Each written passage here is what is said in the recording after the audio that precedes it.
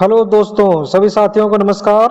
अपनी पाठशाला परिवार में आप सभी का स्वागत है। तो आइए शुरुआत करते हैं करंट अफेयर्स की आज की क्लास। आज के कुछ इम्पोर्टेंट क्वेश्चंस लेकर के आए हुए हैं। ये सभी एग्जाम्स के लिए बहुत ही इम्पोर्टेंट क्वेश्चन है। तो शुरू करते हैं आज का पहला प्रश्न। हाल ही में आरबीआई ने किसे कार्यकारी निदेशक नियुक्त किया है? तो इसका सही आंसर क्या हो जाएगा? तो इसका सही आंसर हो जाएगा बी, मनोरंजन मिश्रा को नियुक्त किया है। अभी और इनकी नियुक्ति कितने वर्ष के लिए हुई है? तो इनकी नियुक्ति 5 वर्ष के लिए हुई है। अगला देखेंगे, इसमें दिया है प्रवीण मधुकर पवार।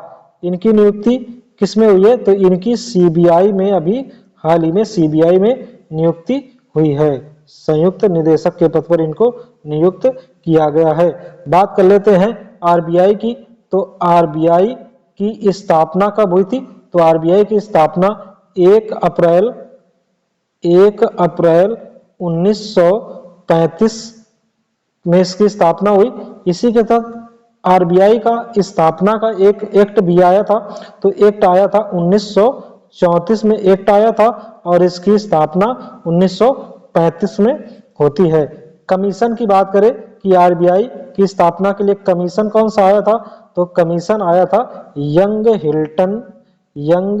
हिल्टन कमीशन या यंग हिल्टन आयोग का गठन हुआ था। उसके तहत इसकी स्थापना आरबीआई की स्थापना हुई थी। अगर बात कर ले कि इसका हेड क्वार्टर कहाँ था जब ये आरबीआई की स्थापना हुई, तो इसका हेड क्वार्टर कोलकाता में था।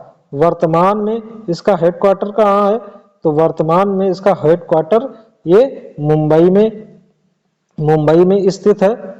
और वर्तमान में अगर बात करें इसके फर्स्ट हेड कौन थे? तो इसके फर्स्ट हेड थे ओस्वार्न स्मिथ इसके हेड थे। वर्तमान में इसके हेड कौन है? तो ये है शक्तिकांत दास। अगर बात करें आरबीआई का राष्ट्रीयकरण कब हुआ? तो आरबीआई का राष्ट्रीयकरण 1 जनवरी 1949 को इसका राष्ट्रीयकरण हुआ। इसका लोगो क्या है? अगर आरबीआई के लोगो की बात करें तो आरबीआई का लोगो है रॉयल बंगाल टाइगर और पाम ट्री। इसी के साथ अगले प्रश्न की ओर बढ़ते हैं। हाल ही में यूएनईपी ने चैंपियंस ऑफ द अर्थ पुरस्कार 2023 से किसे सम्मानित किया है? तो इसका सही आंसर जो हो जाएगा वो ये सभी आंसर डी वाला ऑप्शन सही हो जाएगा। इन सभी लोगों को और इसके कुल विजेता जो रहे हैं वो 5 लोगों को ये पुरस्कार दिया गया है, जिसमें 3 नाम ये दिए गए हैं, बाकी के नाम आगे दिए गए हैं। तो ये किसके लिए दिया गया है? ये बीट प्लास्टिक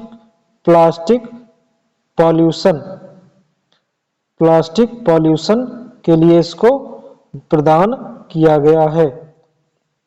और ये यूएनओ का सर्वोच्च पर्यावरण पुरस्कार भी यही है और इसे यूएनईपी द्वारा प्रदान किया जाता है। यूएनईपी का फुल फॉर्म क्या है? तो यूएनईपी का फुल फॉर्म हो जाएगा यूनियन नेशन एनवायरनमेंट प्रोग्राम। देखिए 5 लोग कौन कौन से हैं प्रमुख विजेता? तो ये है जोसेफिना बेल मोंटे, ये क्वेजोन सिटी मेयर फिलीपींस की हैं। और सेकंड दिया गया है ये फंडाको एलेन मैकआर्थर पुर्तगाल देश के हैं। थर्ड है ब्लू सर्कल चीनी कंपनी है। और फोर्थ है जोस मैनुअल मोलर, ये स्पेन के हैं। और फिफ्थ है वैज्ञानिक और औद्योगिक अनुसंधान परिषद दक्षिण अफ्रीका, इनको इस संस्था को मिला है। नेक्स्ट क्वेश्चन दिया गया है, तो यूएनईपी का फुल फॉर्म क्या बताया था? यूएनईपी का फुल फॉर्म था United Nation Environment Programme. United Nation Environment Programme इसका फुल फॉर्म है।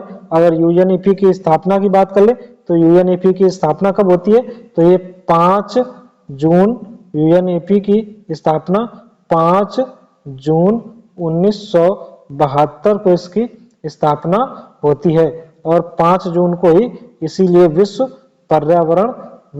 पर्यावरण दिवस मनाया जाता है। इसका हेडक्वार्टर नैरोबी केन्या में स्थित है। इस वर्ष की थीम क्या थी? 2023 की थीम थी solution of plastic pollution. Next question है, हाल ही में व्हाइट हाइड्रोजन के भंडार की खोज कहाँ हुई है? तो इसका सही आंसर हो जाएगा बी, फ्रांस में व्हाइट हाइड्रोजन के भंडार की खोज हुई है। वैसे ये खोज जो साइंटिस्ट गए थे खोज करने, वो जीवाश्म ईंधन की खोज करने गए थे, लेकिन वहां पर व्हाइट हाइड्रोजन की गलती से खोज हो गई। ये मिट्टी में 1250 मीटर नीचे प्राप्त हुआ है। ये इसमें प्रदूषण बिल्कुल नहीं होता है, क्योंकि ये ग्रीन हाउस गैसों का उत्सर्जन नहीं करता है। ग्रीन हाउस गैस का उत्सर्जन नहीं करेगा और ये प्राकृतिक रूप से मिलता है, प्राकृतिक रूप से प्राप्त हुआ है, इसे किसी लैब में नहीं बनाया गया है। नेक्स्ट क्वेश्चन है, हाल ही में विश्व सुनामी जागरूकता दिवस 2023 कब मनाया गया है? तो इसका सही आंसर हो जाएगा 5 नवंबर, डी ऑप्शन इसका सही हो जाएगा। अगर बात करें इसकी शुरुआत कब की गई सुनामी दिवस मनाने की, तो इसकी शुरुआत की जाती है 2016 में इसकी शुरुआत की जाती है। इसका उद्देश्य क्या है? भूकंप के कारण समुद्र में उठने वाली लहरों से बचाव इसका है। और सुनामी किसे कहते हैं? तो सुनामी कहते हैं भूकंप के कारण समुद्र में उठने वाली लहरों को कहते हैं सुनामी। आखिर सभी लहरों को सुनामी नहीं कहते हैं, जो लहरें समुद्र में भूकंप आने से उठती हैं उन्हीं को केवल कहते हैं सुनामी। नेक्स्ट क्वेश्चन है, हाल ही में भारतीय वायुसेना ने पूर्वी आकाश अभ्यास का आयोजन कहाँ किया है? तो इसका सही आंसर क्या हो जाएगा? शिलांग सही ऑप्शन इसका हो जाएगा। ऐसे ये कौन कर रहा है? तो आईएएफ इंडियन एयरफोर्स ने किया है और अपनी क्षमता को चेक करने के लिए किया है। आईएएफ के स्थापना दिवस कब मनाया जाता है? तो 8 अक्टूबर को मनाया जाता है। इस बार स्थापना दिवस 2023 कहाँ मनाया गया? तो ये प्रयागराज में एयर शो के माध्यम से मनाया गया। नेक्स्ट क्वेश्चन है, हाल ही में परमाणु परीक्षण प्रतिबंध संधि के अनुसमर्थन को किसने वापस लिया है? तो इसका सही आंसर हो जाएगा सी, रूस ने ये तोड़ दिया है। इसी के तहत नेक्स्ट क्वेश्चन है, अगर इसमें एक पॉइंट छूट गया, अगर इसमें बात कर ले कि इस परमाणु परीक्षण प्रतिबंध संधि में कौन कौन से देश शामिल नहीं हैं, तो इसमें 3 देश हैं, एक इंडिया है, प्लस पाकिस्तान है और प्लस नॉर्थ कोरिया।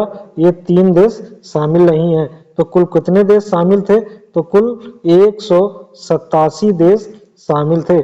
अब जैसे कि बात कर लें कि रसिया बाहर आ जाएगा तो कुल 186 देश शामिल होंगे। और इसकी शुरुआत कब होती है? तो इसकी शुरुआत होती है संधि की 1996 में इसकी शुरुआत होती है।